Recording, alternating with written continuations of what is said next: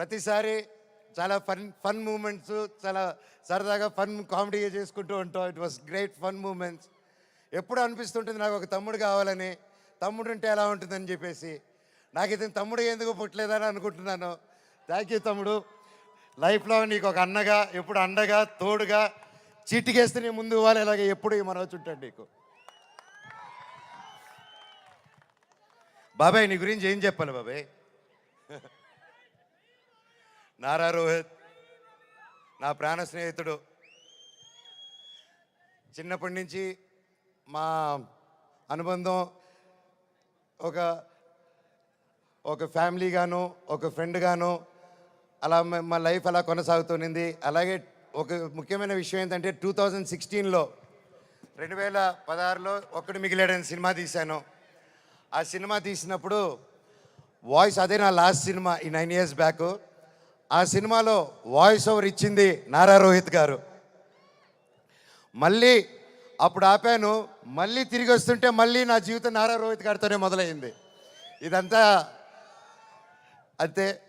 So ప్రతి ఒక్కరికి పేరు పేరున అండ్ ముఖ్యంగా చెప్పాలంటే నారా రోహిత్ గారిది ఈ మూవీలో అండ్ సాయి గారిది పర్ఫార్మెన్సెస్ మైండ్ బ్లోయింగ్, అద్భుతం అద్భుతం అద్భుతం. చాలా బాగా, చాలా కొత్తగా చేశారు. అండ్ ఐమ్ ష్యూర్ అందరికీ ఈ సినిమా ఒక గొప్ప మైల్ స్టోన్ అవుతుందని నమ్ముతున్నాను. అలాగే అదితి శంకర్ గారు, ఆనంది గారు, దివ్యా పిల్లయ్య గారు అండ్ అజయ్ గారు, సందీప్ గారు, ఇలాగ ప్రతి ఒక్కరు, అజయ్ బాబాయ్ thank you so much. And ముఖ్యంగా అజయ్ కూడా నాకు వెరీ క్లోజ్. అండ్ కట్అవుట్ మాత్రమే 8 అడుగులు ఉంటాడు కానీ మనసు వెన్న పూస. అలాగే రైటర్ సత్య గారి దగ్గర నుంచి, చౌదరి గారి దగ్గర నుంచి, డైరెక్షన్ డిపార్ట్మెంట్ ప్రతి ఒక్కరికి పేరు పేరున థ్యాంక్ యూ. ఎవరైనా మర్చిపోతుంటే ఎస్పెషలీ మ్యూజిక్ డైరెక్టర్ గారు థ్యాంక్ యూ అండి. ఆఖరికి ఇది వద్దు వద్దు అనుకుంటున్నాను, కాకపోతే ఇంతమంది చూశాక నాకు చెప్పాల్సిన బాధ్యత అనుకుంటున్నాను.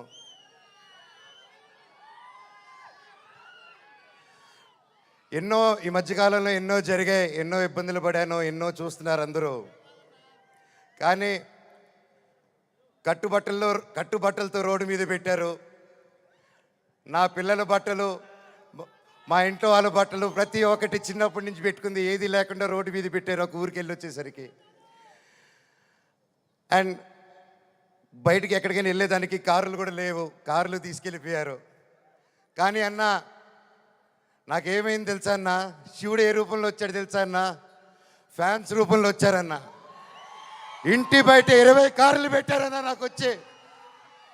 వాళ్ళే తీసుకొచ్చి ప్రతి ఒక్కరు వచ్చి అన్న మేమున్నాం మేమున్నాం మేమున్నాం అని నిలబడారు.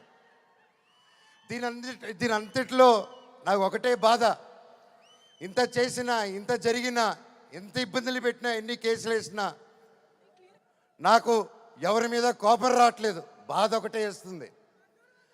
అది నా బలహీనతో, అది వాళ్ళ బలమో నాకు అర్థం కావట్లేదు.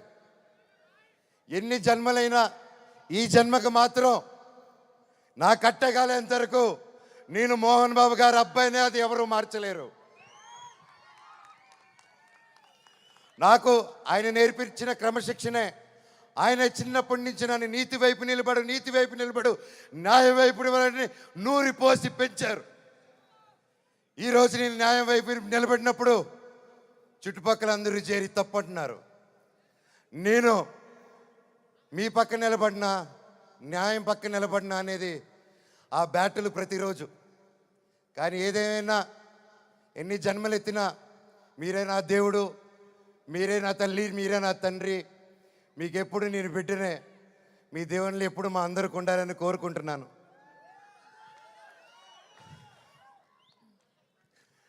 సరే, ఇది మాట్లాడితే ఇటు వెళ్ళిపోతున్నాను, సారీ. ఫైనల్గా ఈ మధ్య మనం చూస్తున్నాం, ఇండియాలో వార్ జరుగుతుంది. అలాగే ఒక ముఖ్య విషయం గమనించాను, మనందరం చాలామంది ఆడవాళ్ళు వంటింటికి మాత్రమే పరిమితం